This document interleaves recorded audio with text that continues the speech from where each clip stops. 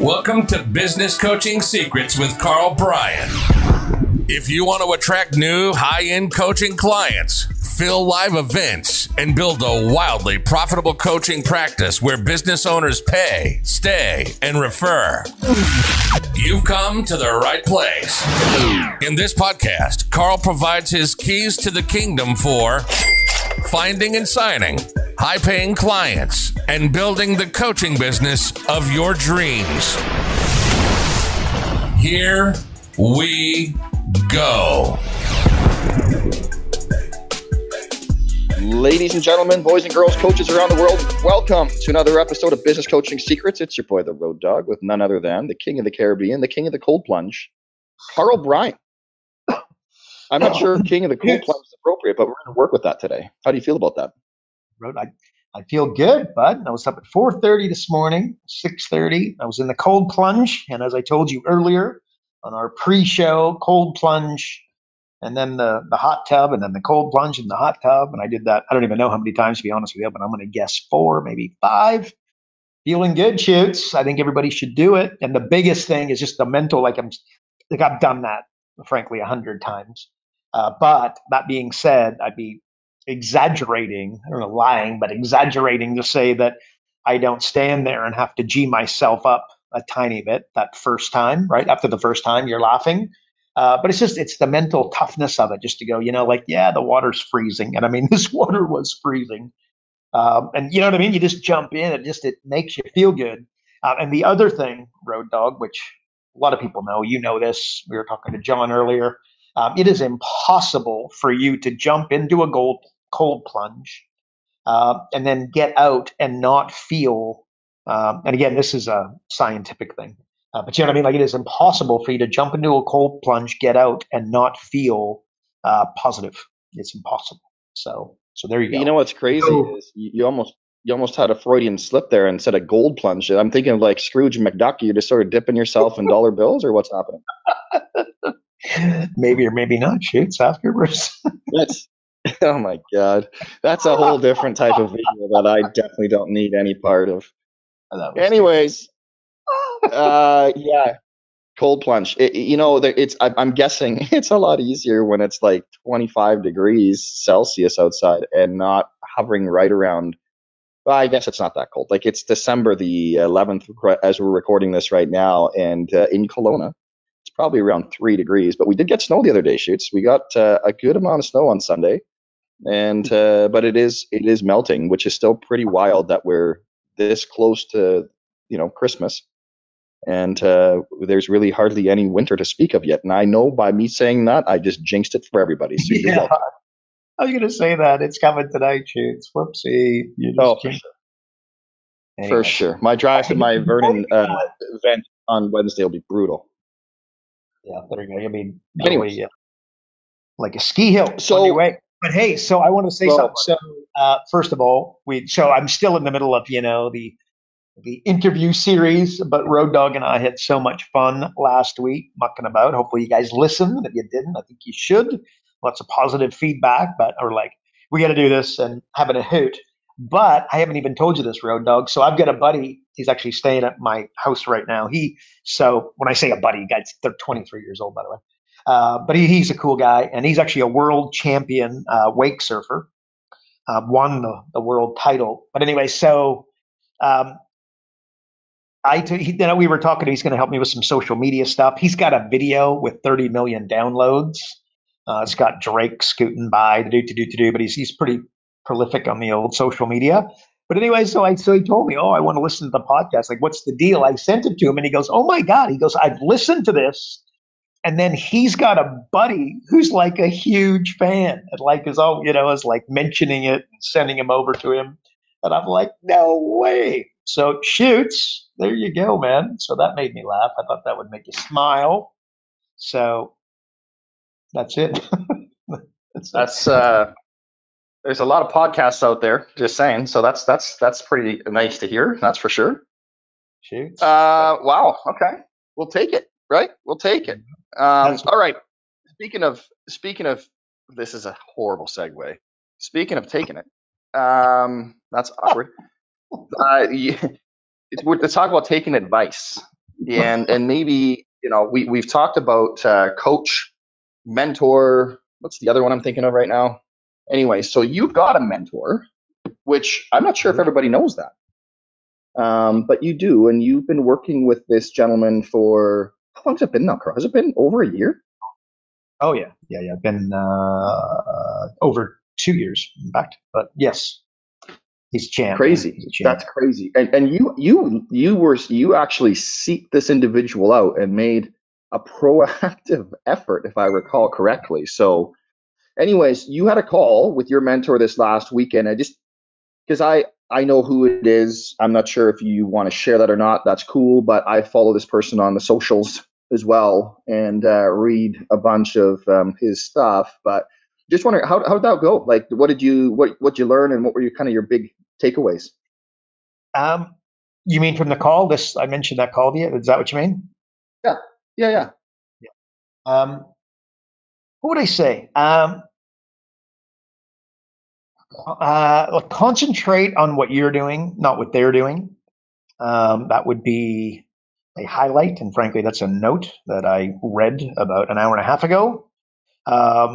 Winners concentrate on winning, and losers concentrate on winners. I think that kind of goes. But you know what I mean. Just concentrate on what you're doing. Don't worry about everybody else.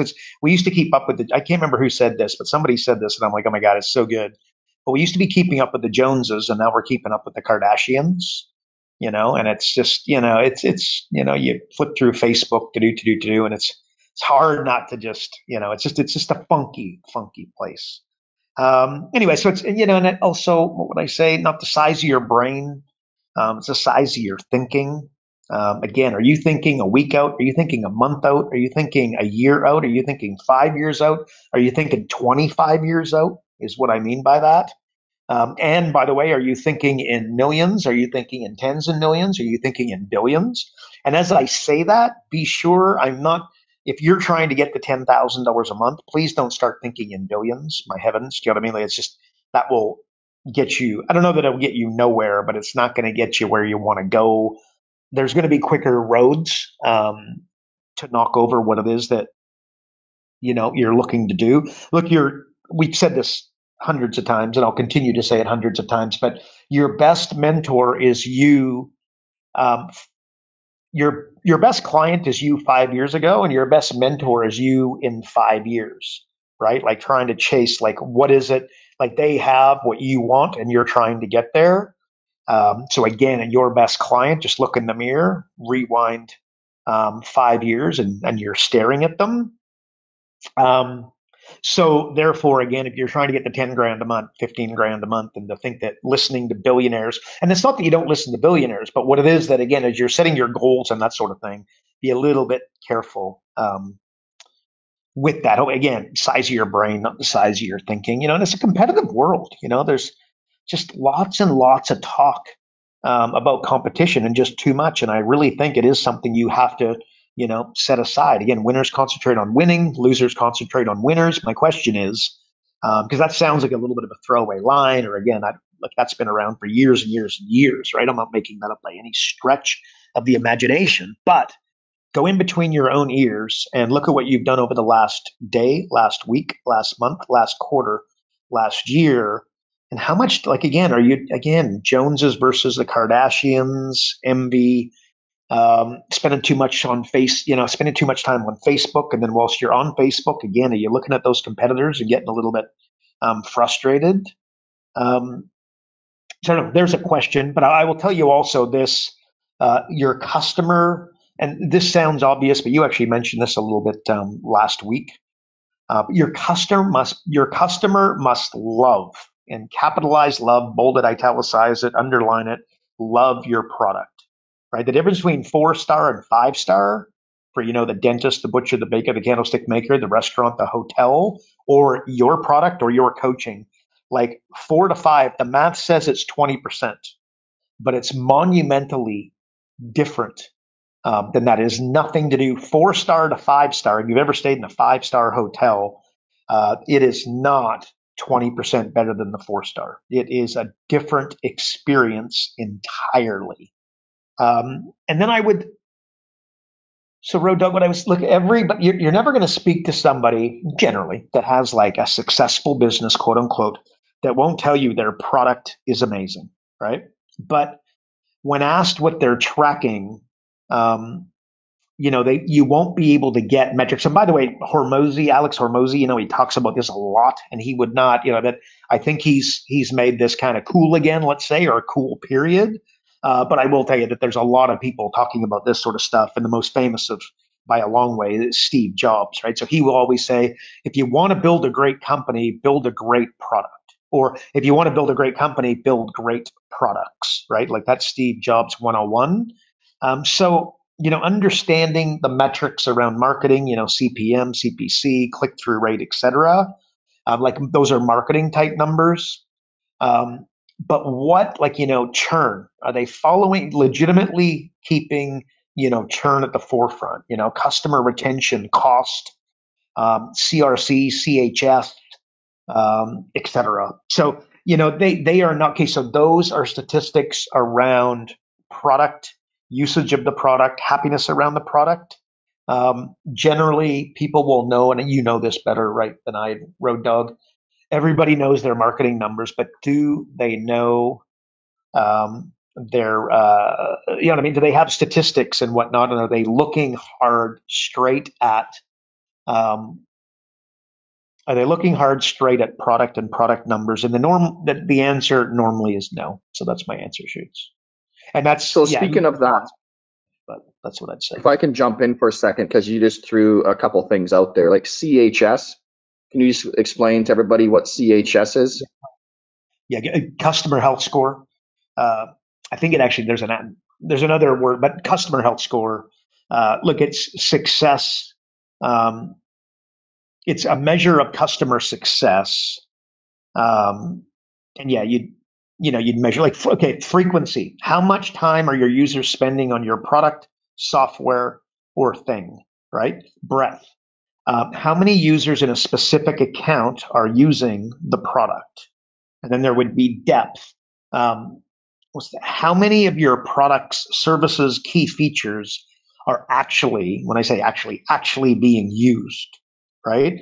Time on time on Facebook, right? Facebook group metrics, or maybe like a private school. My daughter goes to a private school. How many kids in each class, right? So I think my daughter has 14 kids in her class, and I think that the average class in an average school has got like 30 people. So there's literally 50%. And by the way, if you went to her school and you signed up, they actually put you in a grade below or a grade above. You won't be able to go into her class because her class is full. And I know for a fact that kids get knocked back because they go to, like, there's another school where they go and they're all trying to get in, right? Like, again, that would be an example, you know what I mean, of like metrics you could be looking at. Or you got a sports team, how many kids are playing in a particular age group, right? And if you know anything about sport, the kids what happens between the age of 16 and 20, all the kids fall off. And then if you have a sport, by the way, where you can maintain kids through those years of 16 to 20, you're on to something. That's an example of a positive customer health score, right? Actually, there's another stat that I love, and that's TTV. It measures how quickly customers get value for your services / product, right? So it's time to value, by the way, TTV. The time is typically from the initial action by them, right, the customer, till the moment they gain value from your product. Like, for example, let's say a customer buys your software online and can immediately log in and use it. Then how much time to set it up, right? So you can, like, we're in the process right now of reimagining our entire onboarding process for this exact reason, right? Because again, did a little bit of reverse engineering of some numbers, and we're in the process of completely. In fact, we did this a year ago. And again, what we're actually doing is it's not that we're undoing it, but we are going back and again looking at these types of statistics, right, and TTV specifically, and we're like, look, now how quickly and we're doing local legends, as you know, we have a program where they're having local live events. We started that off, and it was 6 weeks between starting and then having their first event. Guess what? We've got that down definitely to 3. It might be 4, but it might, the goal is to have it to 3. So they sign up, they start within 3 weeks, they're doing their own event. How did we do that? It's a total, like it's a group based program. We get together 3 times a week. It's pretty intensive, but we changed a lot of the initial training to video, right? So you could go and do like 7 hours of training on how to do local live events via video before event one. And you could just go and like literally, like do it between midnight and 7 a.m. if you so choose, right? So anyway, I think that's pretty obvious. If you had a personal trainer, how long until they lose a single pound? If you're a business coach, how long until your client gets tangible, and I mean tangible value from your relationship? And by the way, a really good way of doing that, you've probably heard us talk about this in the past, go to their expenses, go to their credit card statements, shave off some expenses they don't need, or go immediately to their pricing and just add 5%, which generally nobody's going to notice. You don't necessarily do it for all of the existing clients, but for all new clients, they pay an extra 5%, and very seldom is there an issue. If you just separate those two things, lessen if they have 10% net margins, which is a pretty good chance they're close. Well, if you raise their prices by 5 and then lower their expenses by 5%, you just under doubled the profitability of that client, right? You get that? You got 10% net margins. You increase their prices by 5%. You decrease their expenses by 5%, and you basically double their profitability, just a hair under. So anyway, so that's it. And then, of course, like we built profit acceleration software where we can find any business owner 100 grand in 45 minutes without them spending an extra dollar on marketing or advertising. Really think about that. That's an unbelievable upfront offer so that the client can get massive value before they start with before starting with our client, the business coach, right? Rodog, before throwing it back to you, I want to also see, here's a mistake. I don't know if this is unrelated or related, but okay, so getting a referral. At the end of the day, if you get 2 referrals from every client, you triple the size of your company.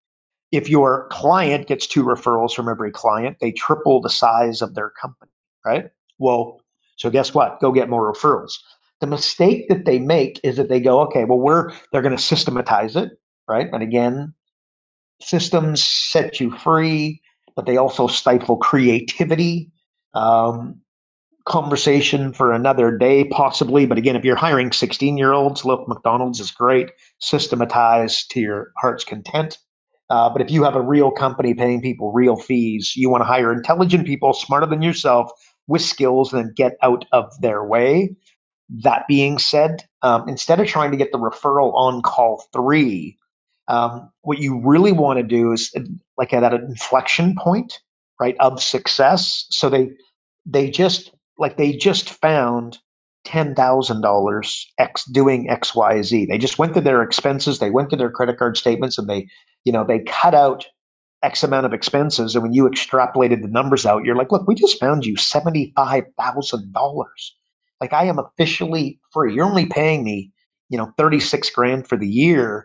You basically just doubled your investment in me. Congratulations. We're only on month 3 and I am free for the rest of the year. Right? Like those types of conversations. But the bottom line is that trying to get a referral on call 3 or at a specific time, what you want to do is you want to do it when you have success. Right? Like, again, it's a completely different frame, but it takes somebody talented, intelligent, and to be able to realize when that point is and then be comfortable asking. Right? Otherwise it won't work. And that's where I mean, like, it's one thing to systematize it like you do for a 16-year-old at McDonald's. It's a whole nother thing to have a professional to understand now's the time and ask and get it and be able to follow through on it. So anyways, that's the answer. Where do we start? CHS. Yeah, customer health score is the answer. And again, everybody should be thinking about that, right? Road Dog, it's not just about marketing and getting new clients. You got to get clients, and keeping clients is significantly more important than getting them. Like, if you never lost a client, you'd never have to go get a new one, right? So that's my answer, Shoots. What do you think? Yeah, if I can just add to that, Carl, too, I think one of the biggest things, like one thing that I do for my clients is I call it testimonial mapping, and that is just what are all the points of success that happen within the client journey. Like it's almost as if we're conditioned to either just ask continuously for referrals at every single meeting, or just ask for it once and you're sort of done. but rather look at the success points of like where are they having a big win, and or where are they then breaking through a certain threshold, or maybe it's a profitability number, maybe it's a recurring revenue number, whatever that number is, and not just asking for the referral, because that's key. Get them where they're excited, but capture that testimonial on video, because again, if you do it on video, now you can use the audio, you can use it, the transcription of it, you can break it down into whatever, and especially on the onboarding process, I think it's just so key where you can then play that video of, somebody saying, I was hesitating, but boy, am I glad I made that leap, because wow, this just happened. You're going to get so many more conversions as a result of that. And I just think that that's a bit of an oversight that people typically have. And then one more thing that I found interesting, and this is actually a coaching program I was a part of, Carl. I thought this was fascinating. So he did it based on income levels, like so based on a monthly recurring revenue target. This is for more for like digital marketers. And then he'd have, like, let's say you hit 10K. Well, he'd actually have people that recently done that do calls for the people that are trying to get that. And it was almost like a giving back in a way, but it was rewarding. And then maybe it was 20 or 25K, the next threshold, right? I just thought that was a really cool setup that he did for you to be able to, wow, I just did that. Now I get to help other people achieve that, which then echoes and furthers that excitement. Anyways, I just thought that was kind of cool. What are your thoughts on something like that? Oh, 100%. And again, what you're talking about is like wisdom, is that like you've lived it, so you understand it. You know what I mean? And like conceptually, it's one thing to put out there and so, oh, okay, so do X, Y, Z, and it's a whole nother thing to like a lived it. Like, I'll give you an example. Actually, this was from a call on the weekend with Mentor, right? And I was like, because it's one thing, like you see all these testimonials you mentioned, right? And then when are people most excited?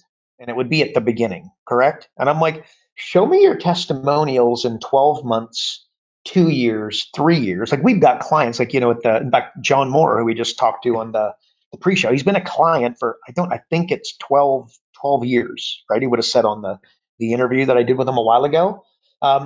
Like when you've got people that have stuck around for 12 years, this is when you can kind of, like you're doing something good, I would dare say. When you have a client for a month, right, and they give you this glowing testimonial, look, that's great, right? But I want to see the testimonial in 6 months, 12 months, 18 months, 2 years, 2.5 years. You know what I mean? And that, again, comes back to your point where like it's one thing, people are easily fooled. Good, I don't know if that's, you know what I mean? It's good and bad, right? But more bad than good. But you know what I mean? Like testimonials that are like for a client after 30 days are one thing, but show me a client after 2 years and now this is cool. Or like another conversation I had recently, like I've been making payroll for, 20 years, like real payroll, right? Like my payroll is, very impressive, well into 6 figures monthly. And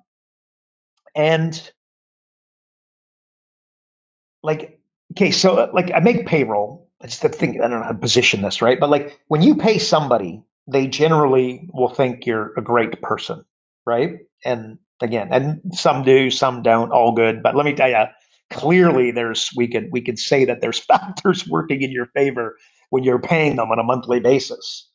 But I'm like, when people love you and they pay you, like this is a different level entirely, right? Like again, so show me, like, you know what I mean? Like that's awesome, man, that, you got these staff, but how long have your staff been with you? A lot of my staff, like my bookkeeper is like my right arm, who, her right road dog. She's been with me for 12 years. She's literally been my right arm for 12 years, right? Anyway, so just coming back to a little bit of wisdom, right? And that's what you're talking about, and I love it, and that's the biggest thing that I took away from it. So there you go.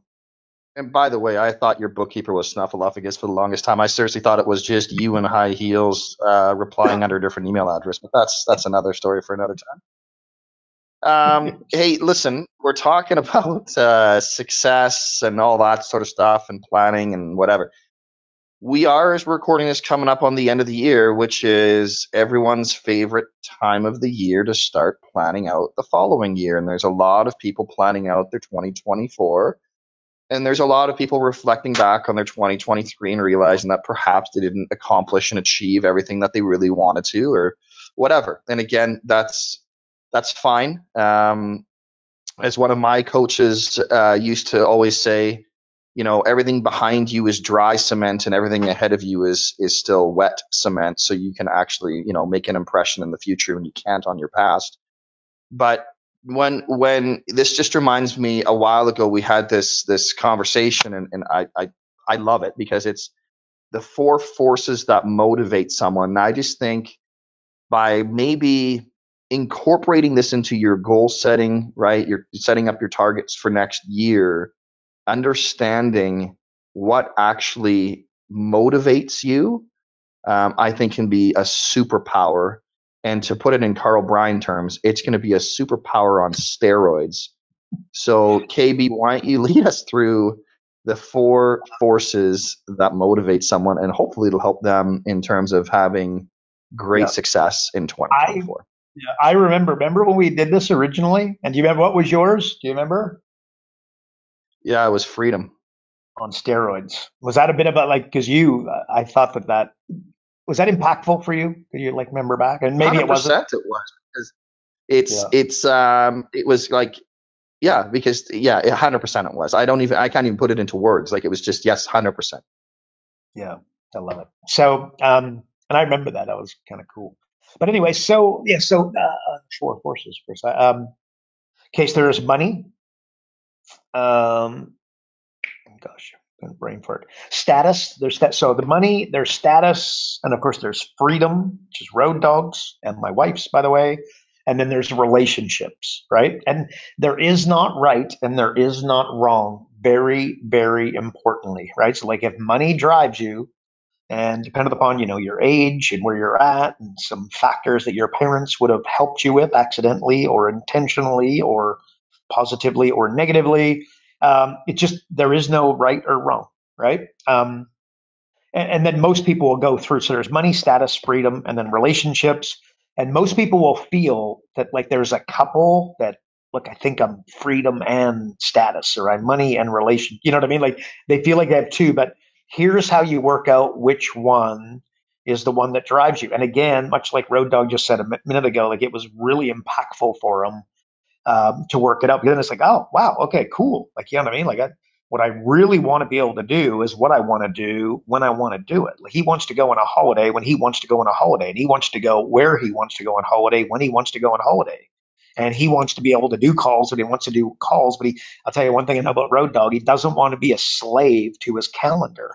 That being said, he's also a very driven individual. So we don't need to look at his calendar to know that there's some action on it, but it does not drive what he does. The one thing, Road Dog, and if you follow him on Facebook, there's one thing he is not doing, and it is not missing gym. He's not missing gym day. He's not missing lifting weights on a given day. And it might be when he's running and training for a marathon or whatever the case may be. And that, by the way, is how he would define freedom. You might be driven by freedom, and then you would define it differently. Your client might be driven by freedom, but again, they would define it a little bit differently than Road Dog would, or I might, or my wife would, right? But anyway, so you feel like there's a good chance there's 2 that you feel are tied, and you struggle to say that there is one. And the way that you work out is if I took one away, it would drive you batty. You'd go nuts without it, right? And by the way, mastery might be a better way of saying status. Status could be, I don't know. There might be some folks that hear status and then not, love that, but there's nothing wrong with wanting to be the best, right? So think of status as mastery. And I will tell you that in my own world, I have a pretty insatiable drive to be the best when I'm doing something. I'm hyper competitive, good, bad, indifferent. You watch Michael Jordan, The Last Dance, which I thought was absolutely spectacular. You will see, and like I said, that guy. Now in fact, you know what? I'm I'm like beer leaguer compared to clearly, right? But like Michael Jordan's level of competitiveness is debatably unhealthy. But anyway, but I am a competitive person. Anybody close to me would tell you that. But there's different levels of that, and that's okay. Like when I go play beer league hockey, I want to score the winning goal, and that's that. And I go surfing pretty much every day. I jump on that surfboard. Believe me, I have zero interest in not being. It's actually an e-foil, if you guys know what that is. But at the end of the day, um, when I'm surfing, I want to be good at it. And by the way, guess what? I don't go out once in a while. I mean, I go out every day, and then I recharge the battery, and then I'm back out, a second time that day. And bottom line is, I have an insatiable drive. I don't know, to be the best. I don't plan on competing in, e-foil. Or I also have a jet surf, by the way, which is even cooler. But you need very flat water for that. But at the end of the day, so who cares about me? You, what is it that you have driving you, right? Like, in business coaching, hopefully not a surprise, but I am looking to, well and truly be a leader of the business coaching profession. I've been at it for 17 years. So I might be 18 now. But it's been a long, long time, close to a couple of decades. So, again, business coaching software, like it never existed before we created it. We developed profit acceleration software, digital acceleration software, then group coaching software, the profit acceleration simulator. We've integrated AI into the software. Mental acceleration software is something that's come.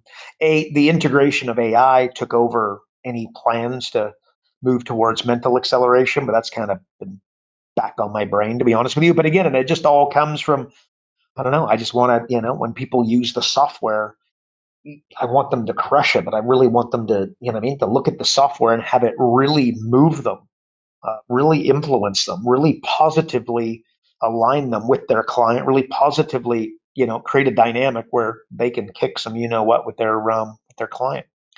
So anyways, and what does not, come with developing that software, which believe me, can be less than pretty on any given day. It'd be crazy to tell you anything different. But you won't be remembered for what you do. You'll be remembered for what you refuse to give up on. And I'm just good with the price that comes with it, good, bad, and indifferent.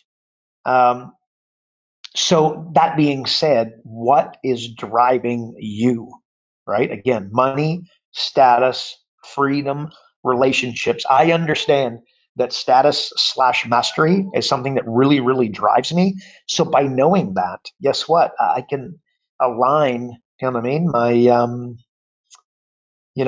It just like with Road Dogg, he is driven by freedom. And again, my wife is driven by freedom. And you know what I mean? Like when he understands that, so all he has to do is define what freedom means to me. I define what status means to me. You define what relationships mean to you. And then again, I think that, and money, by the way, because again, most people, I want to be worth, $100 million. I want to be build $1 billion this, $1 billion that, $1 trillion, blah, blah, blah, blah, blah. Well, I don't know. Define what is the real amount of money. And by the way, once you come up with a number, and let's just call it 25 million for the sake of the argument, reverse engineer what it is that you would then do once you accomplish that money. And what you're going to find, really good news, is you need a lot less of it than you realize, right? A lot. Nobody needs $25 million to live a great life and have the freedom that they choose. I can tell you that. That being said, what, actually I shouldn't say that, because maybe somebody, they got, a yacht fetish and they got to have, the latest Lambo every single year to do and live that kind of lifestyle. Maybe 25 million is not going to get it done, but probably do all right. But the bottom line is define what it is that you want, like status. Define what status is to you. And then you're going to find that there's a significantly lesser amount of status required in order for you to achieve your status goal. But if you don't define it and you don't provide yourself a little bit of a measuring stick, you're going to find that you're going to chase some ghost. And that can be a non-fun place. And on that note, I can tell you that you're talking to a guy who had a mentor who told him he was chasing a ghost, and that ghost would be named by my brother, who committed suicide when I was 16 years old. And that is something that I have been chasing. And unfortunately, once I realized that there was no amount of, there was no car that was going to be cool enough. There was no house that was going to be big enough to do. And then but by defining it and realizing it, oh my God, it was the greatest load off of all time that I realized I was just chasing something that I was never actually going to be achieved. And that was tough, and it was weight on my shoulders. I say that for you in that you might, that freedom. I told you, like, Road Dog, you are driven by freedom.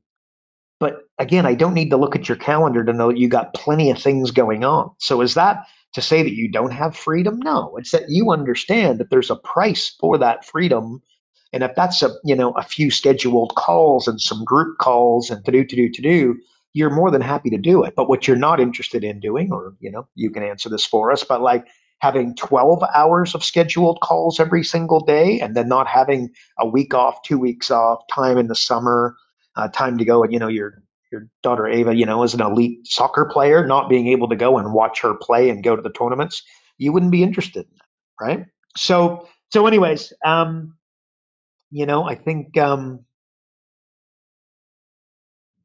that, like, let's go to maybe I'm thinking some of the big dogs that you could kind of, Gary V, right? Like his Northern Star is very different than mine, right? Like he flies around the world and refuses to stop. And Tony Robbins, he's got that same thing going on. And by the way, like I wrote this in an email, something to the effect of the greatest addiction is next.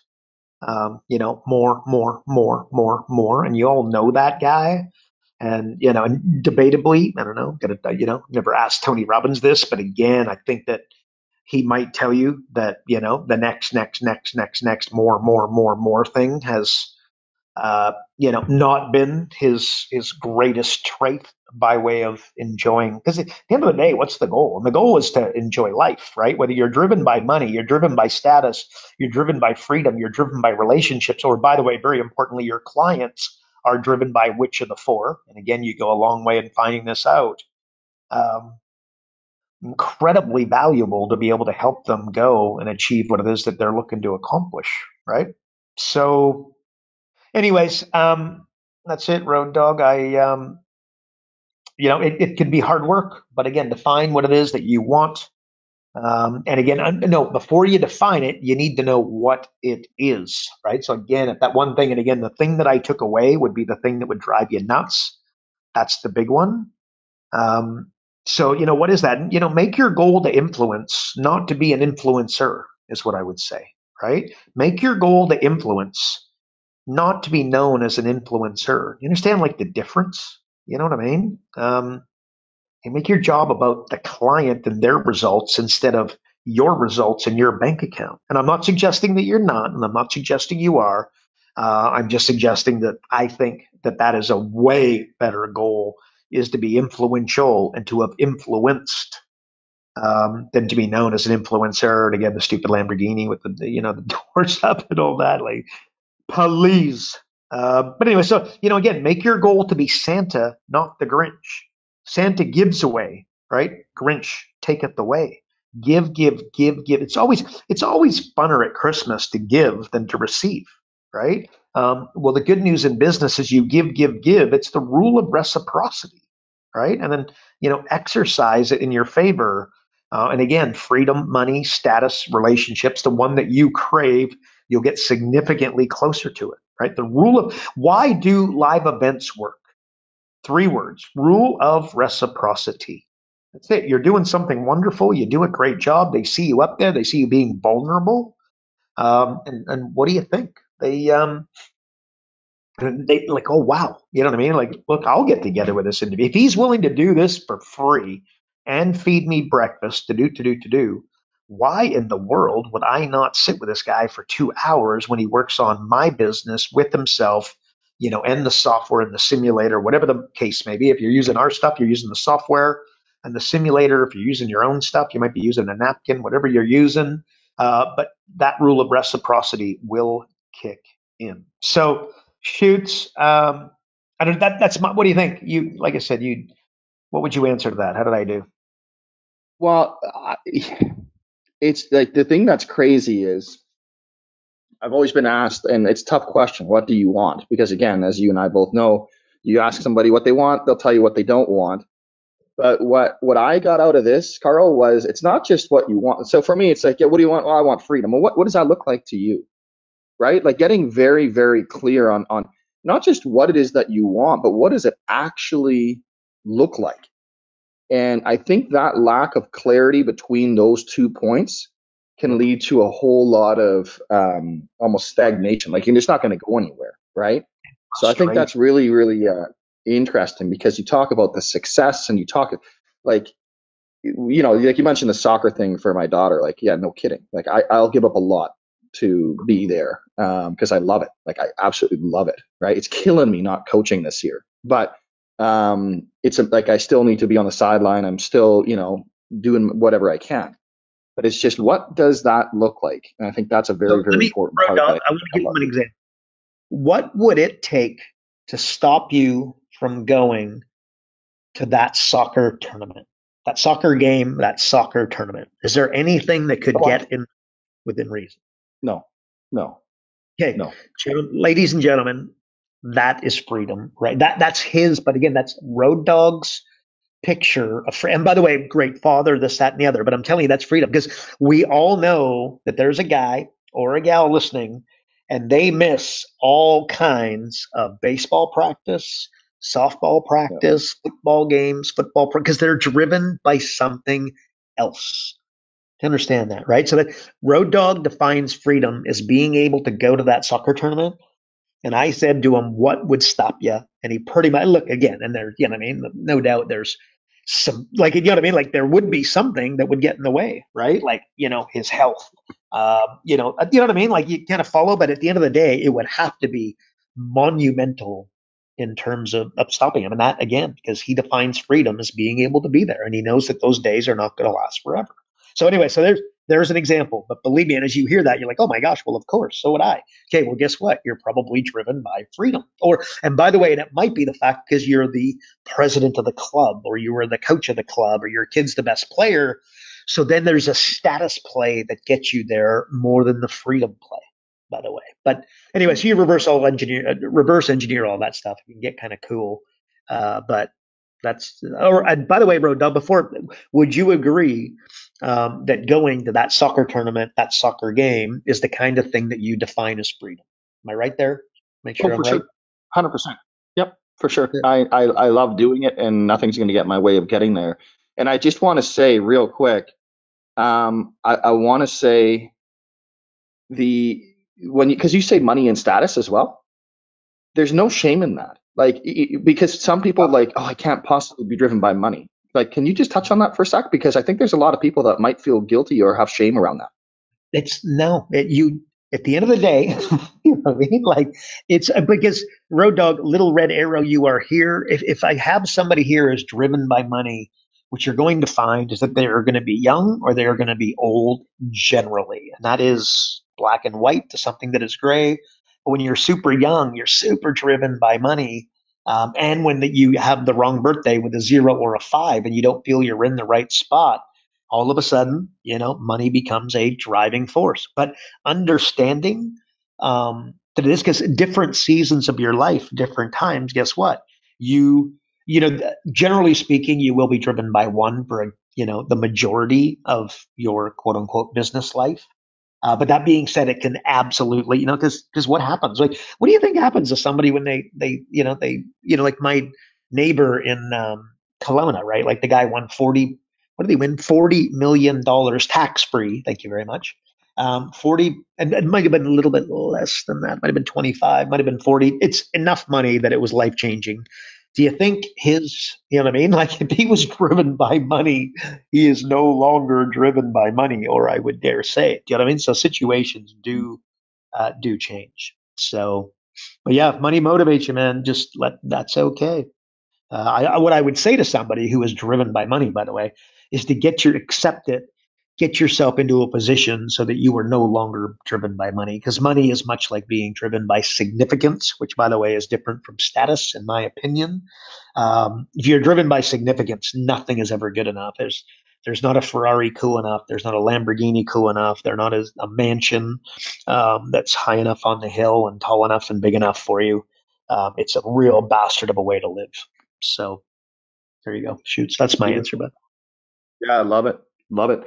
Hey, listen, I think that was that was fantastic. And I think that's probably, I'm going to go ahead and say that's your one thing right there. If you can identify which of those four is your ultimate driver, I just think, like the moon is in the future for you sort of thing. So with that said, thanks for tuning in to another episode of Business Coaching Secrets with my man on top of the hill, or the king of the Caribbean, if you will now, King Carl. And if you're not on the inside getting access to the pre-show, or you aren't getting Carl's daily emails, or just want more information on profit acceleration software, just how to build, grow, and scale your business coaching company, visit focused.com and subscribe today.